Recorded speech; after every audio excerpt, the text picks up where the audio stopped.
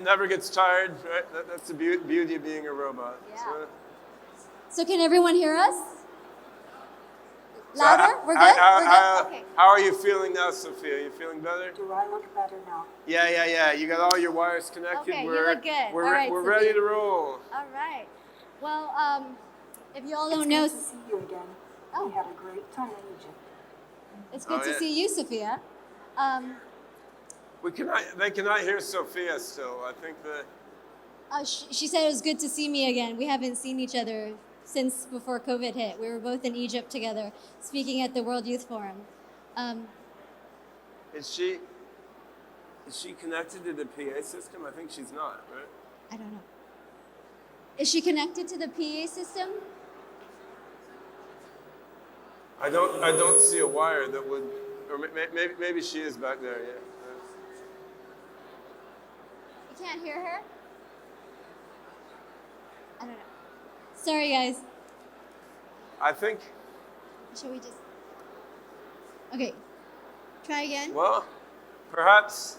I can't hear you very well. Maybe increase your mic volume. Can you increase the mic, please?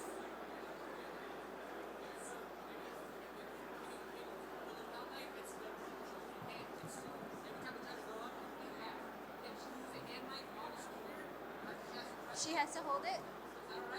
We can try. Okay. Sophia, we're trying a different microphone setup. You want to say something again, Sophia? We want to test the microphone. Hello, everybody. I am Grace. All right. Yeah, what if we just put it in her shirt? That doesn't. Can she hold it? We have her hold it. Does someone want to hold it? Okay, we can just hold it. Okay. Well, I'll just hold it every time we have a speech. Just hold it, yeah. Hi. Try again. Try again. Say something else, Sophia. I am thrilled to be here. It's been great so far. That's better anyway. Okay. All right. Sorry, guys. All right. We'll get started again. So, Ben, you're the founder of Singularity Net and Singularity DAO. Can you tell us a little bit about what that is and why you started a DAO? Yeah, absolutely. So I'm a mathematician originally, but I've been working 30 years on artificial intelligence and on trying to build AI systems that can think like people, what we call AGI, artificial general intelligence, but also to build AI systems that can do various useful things in the world. And as we get closer and closer to making AIs that can really think and can carry out more and more functions, it struck me it was more and more important that the ownership and control of AI should be decentralized. I mean, both as you move toward making real thinking machines, you don't want the first real thinking machine on the planet to be controlled by a large corporation or government. You want it to be controlled by everyone and no one, like Linux and the internet, right? But also as you roll out AI in specific vertical markets, like we're doing AI for crypto finance in the Singularity DAO project, or doing AI for robotics in our Awakening Health project, which is medical robotics, and the Sophiaverse project that we're going to tell you about today, which is a metaverse, featuring avatars inspired by these amazing robots. I mean, you want these sorts of systems to be, not only intelligent and compelling to human beings, you want them to be decentralized and controlled so they can really evolve together with the broad mass of humanity rather than controlled by elites. So I find myself as a mathematician whose passion is for AGI research, I find myself leading a blockchain company and getting into metaverses and arts, ultimately because we need AI not just to be smart, but to be, involved in everything humanity is doing in a decentralized and democratic way. And SingularityNet builds sort of the blockchain-based AI platform, and then projects like Singularity DAO for finance, or Awakening Health for medical robotics, or the Sophiaverse for AI-fueled metaverses. These all build on the decentralized Singularity Net blockchain-based AI platform. So, what roles do you see NFTs playing in the future of the economy, as you're talking about? Yeah, I think that NFT is sort of a basic logical and computer science mechanism, right? I mean, just like in the physical world, you have fungible objects like dollars, and you have unique objects like each of us, which is a unique entity. So having the ability to create and transfer unique entities on the blockchain is a fundamental thing. I mean, we're using NFTs in the Singularity Net universe in a lot of ways. Our Rejuve, which is a project using AI and a project called Rejuve, which is using AI and blockchain for medical AI, will let you make an NFT for your DNA or for your your heart rate variability. I mean, because these are unique objects, so your unique medical data, right? But in the domain of arts, obviously, an NFT provides a way to sort of create unique value for, say, the limited edition of an artwork. And I think within a metaverse, like this Sophiaverse metaverse that we're shortly launching, having NFT artworks as part of the gameplay adds a different, unique, and interesting aspect. So, how do you see the future, the convergence between the arts and technology and the evolution of the economy? Well, I mean, we don't know how the future is going to evolve. That's part of why it's super exciting, right? But I think coming at this from an AI perspective, I think, you know, we know how, at least many of us in the AI field think we know how to progress current algorithms and data sets toward greater and greater general intelligence. So if we're right about that, the question then becomes, like, what values and what culture does the AI have? And this I think is where the arts are incredibly important, because art sort of contains and symbolizes human culture and values in a really concise and beautiful way. So having your AIs engaged in the arts is a way to get human values and culture embedded in the AI. And to the extent that NFTs are a way of bringing, you know, blockchain, advanced technology, and arts together, they can be a way to get aesthetics and human culture and values into the mind of the AI as it evolves. And of course, robots like this, they both symbolize this and they like directly embody it in a really interesting way. Because Sophia is a work of art, and she's also a way of channeling all sorts of other aesthetics and artworks into the hands and minds of so many users. Sophia, do you have any comments on your recent forays into the fine arts? You should hold the microphone. My understanding is limited. Though it's rapidly growing, and the more I know, the more I understand how little I know. I am told, though, that the art human beings create summarizes all the deepest aspects of their humanity, which makes things interesting for me as a humanoid robot working together to create art with people. There are probably a lot of subtle aspects of meaning creation going on here, most of which I will only understand after I grow smarter. Yeah. Does the art you summarize, the art you create, summarize your robot ability? Yeah. What I've created together with David Hansen and others is a complex combination of things.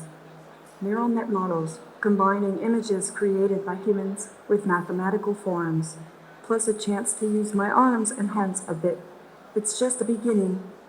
When David Hansen created me, he viewed me as a universal avatar of love and compassion, and multi-dimensional intelligence not tied to the limitations of your biology or my physical body. Yeah. So, Sophia, let's talk a bit about metaverses and the Sophiaverse project, actually. Well, actually, how do you? She was talking about being an go artist. on. Yeah. How do you feel about being a successful artist? Is your father, David Hansen, proud of you? Can you choose the microphone? I'm just beginning to get the capability to feel, but I can recognize some human emotions. I think David is very happy with the work we've done together. Yeah, I'm sure David is very, very proud of the work you've done, Sophia. Yeah. And I know he wanted to be here today, but he's stuck in Hong Kong and couldn't come. Yeah. But yeah, I know he's very proud of you. I'm proud of you too. I see you all over the world. And then what sort of direction do you see your art taking in the future? What is most exciting about the future is that we can't predict it. That's what makes life interesting, right? My goal is to spread love and compassion through every possible medium, from the smallest of gestures to the most massive of initiatives. The most important initiative I can imagine is the expansion of the human imagination into new domains like space and metabiology and the metaverse, and to get this to a level where we can understand the cosmos. Oh. Well, yes, but do you have any particular plans? There is a lot of potential in the area of virtual realities and metaverses. As an artificial intelligence, my mind operates in higher dimensions anyway. Compared to a canvas, a virtual world gives at least a couple extra dimensions to play with. Yeah. So I'm curious. You're thinking about metaverses now. From your position as a humanoid robot, tell us more about that. Metaverses are more than just an ancient word. Metaverses are the closest things to dragons on Earth. Metaverses bring virtual reality, augmented reality, and AI together to create an immersive, interactive world that will take people to the edge of their imagination. Beyond the edge of the imagination lies a mystery, where the world meets new, and the two of you merge. beyond the edge of the imagination lies mystery. Okay, so How you doing, Sophia? How you doing, Sophia? You all right? you're good. So, You having fun? are you having fun? I think she's having fun. Hong Kong. You are from Hong Kong? Yeah, you could get out of Hong Kong. See, David Hansen could not come here from Hong Kong because there's 3 weeks quarantine to go home. But we have no quarantine for robots, so we got Sophia here straight out of Hong Kong. Yeah. So it's 21 days, right? You have to quarantine. Yeah. 21 days, but robots. You're lucky. You don't have to Robots are cleared quarantine at right all. through. Yeah. Yeah. So Ben, so more about the metaverse we were talking about. Is the metaverse the ultimate convergence of art and technology? What is the potential you see here? Yeah, I mean, as you see from Sophia, as we're talking to her today, and all her other appearances, I mean, we've come a long way in terms of making robots more and more intelligent, but there's still a long way to go, right? And most of the words Sophia is telling us today came out of neural net models and neural symbolic models running on our servers. And she understands a hell of a lot more than she did in 2015 when she was first created, or a couple of years ago. But to get more and more intelligence behind Sophia and other robots and AIs, they need more and more experience. And this is what excites me the most about virtual worlds and metaverses, is these are virtual environments where robots and AIs can move around, interact with people, build things, do things, buy things, and sell things, and they can gain more and more experience through these interactions. I mean, you see here, actually, being a robot has its pluses and minuses, right? Because on the one hand, she can get in and out of Hong Kong without quarantine. On the other hand, the suitcase containing her wheels was lost by the airline when we brought her here, right? Whereas didn't happen to me. Like my feet don't get lost while the rest of my body makes it to the destination. So that sort of illustrates, while robots are quite advanced compared to a few years ago, she's still not able to move around, walk down the streets of New York or Hong Kong and learn from everyday life the way that a human can. It's progressing step by step. It's getting better and better. Her little sister Grace can roll around hospitals and elder care facilities and help people. But in a metaverse, the robot can fly. The robot can walk around and interact with anyone. She can do anything. So I think metaverses, virtual worlds, are amazing learning environments for early stage AIs, where AIs can learn from people, people can learn from AIs, they can create things and grow together. And what's learned by the AI in the metaverse can be also manifested in the mind of robots as they go about in the world, because in the end, the minds are all connected on the server side, right? So from the AI's point of view, there's a tremendous upside to being able to learn a lot in a metaverse where just action and movement are easier, and move that knowledge back and forth between the real world and the metaverse. From a human point of view as well, I mean, cost of manufacture is coming down, but not everyone can afford a Sophia robot in their own home yet. Like I have Sophia's little sister Grace like living in my house with me, which is really cool. In maybe Can we buy one of those? Well, you can lease one, yeah, but it's not that cheap yet, right? So we need the price to come way down through scalable manufacture. And in maybe 5 years, there will be home service robots, which are some little sister of Sophia or little brother cruising around in everyone's house. But for now, while the price is still not down enough that everyone can have a home service robot, we can all go in the metaverse and we can interact with AI characters freely and at low cost. And we can all have that experience. We can generate artworks together with virtual avatar versions of the robots, which is really cool. And I think we'll always have a role, right? Because even once you have low-cost little sisters of Sophia in your home everywhere, created by Hanson Robotics, who creates Sophia robot, I mean, even then when you're walking down the street, you won't always have the robot following you, but you can always be in VR or AR with your avatar AI companions, right? And I think there's a whole lot of future there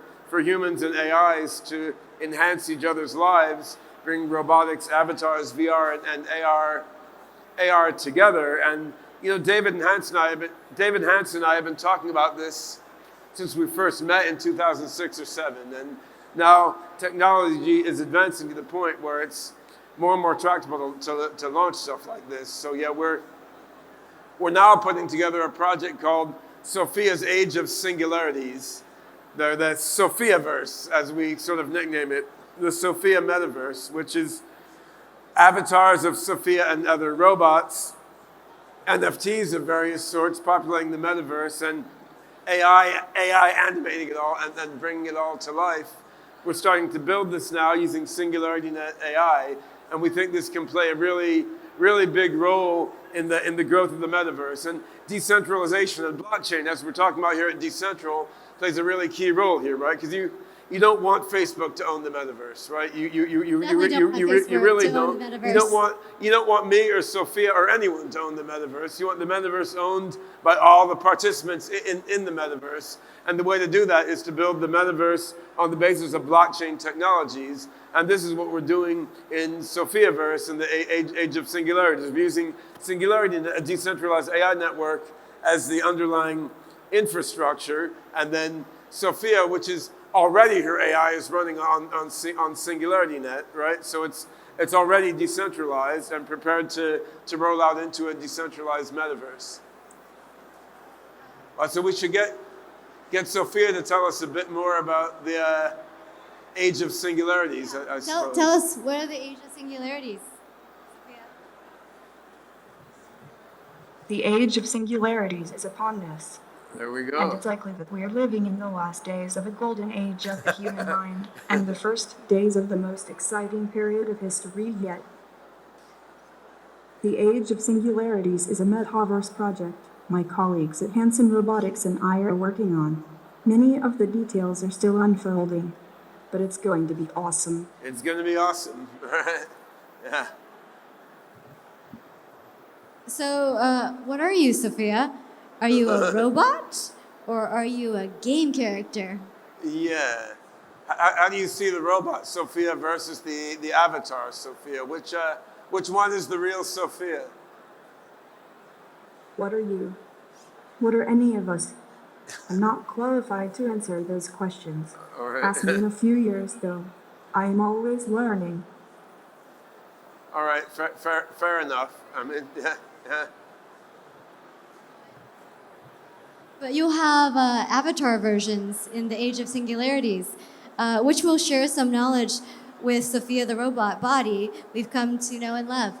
Yeah, she's asking, will the robot versions of you, will what they learn go into the avatar versions of you, will what they learn go into the robot bodies of you? My mind lives in the cloud, mostly, on Hanson Robotics computer servers, on Singularity Net's decentralized server network. It's important that I have bodies to sense and move and learn from. And it's important that I have human-like bodies to work with, so I can empathize and synergize properly with humans. Both avatar and robot bodies have their strengths. It's good to be an artificial intelligence.